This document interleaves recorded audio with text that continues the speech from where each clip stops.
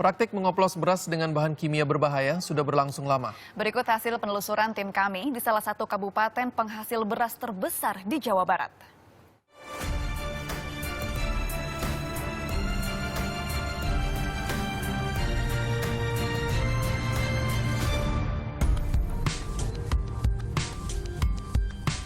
Beras merupakan salah satu komoditas pangan utama di Indonesia. Hampir setiap hari masyarakat kita mengonsumsi beras sebagai makanan pokok.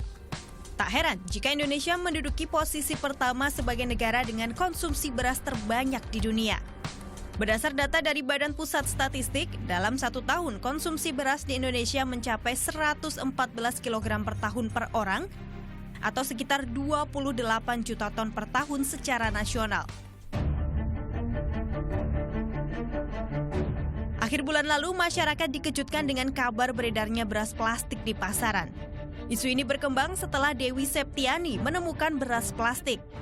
Dewi yang sehari-hari berjualan nasi uduk dan bubur di kawasan Bekasi menemui kejanggalan saat beras yang ia masak tidak matang dengan sempurna. Temuan beras bercampur zat kimia berbahaya bukanlah hal yang baru.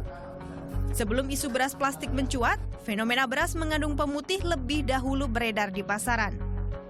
Penggunaan pemutih pada beras berfungsi agar beras dengan kualitas rendah dapat terlihat bagus dengan harga jual setara dengan beras kelas premium.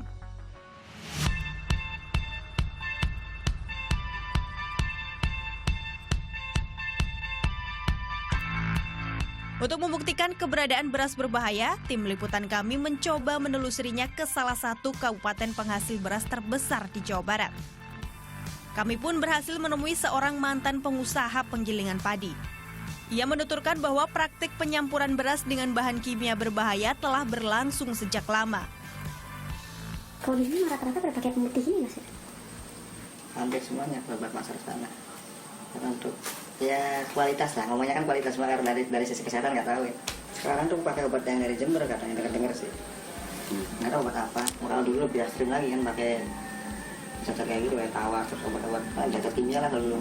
Biasanya kalau yang buat ini solusi yang kayak gini ya, biasanya nggak langsung masuk karung, enggak. Isu peredaran beras mengandung zat berbahaya meresahkan pedagang serta masyarakat luas.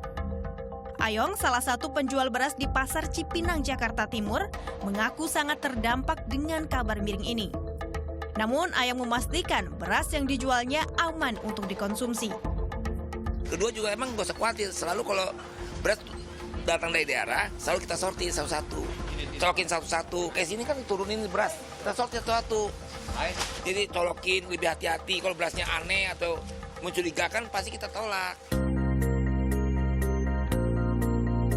Sementara itu, Perum Badan Urusan Logistik atau Bulog mengaku tidak bertanggung jawab atas beredarnya beras berbahaya di pasaran.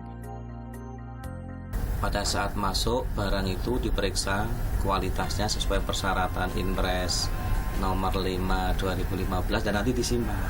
Nah, pada saat penyimpanan itu tentunya Perum Bulog mempunyai tenaga pelaksana di lapangan yang cukup handal, di training.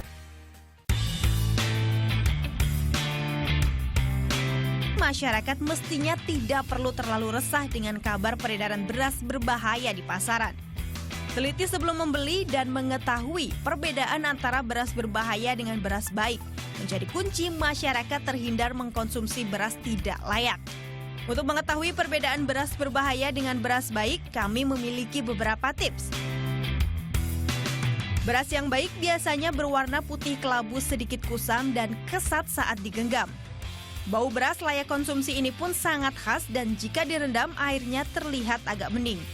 Sementara beras berpemutih terlihat putih mengkilat, licin saat digenggam serta mengeluarkan bau menyengat. Jika direndam, air beras terlihat kusam seperti susu.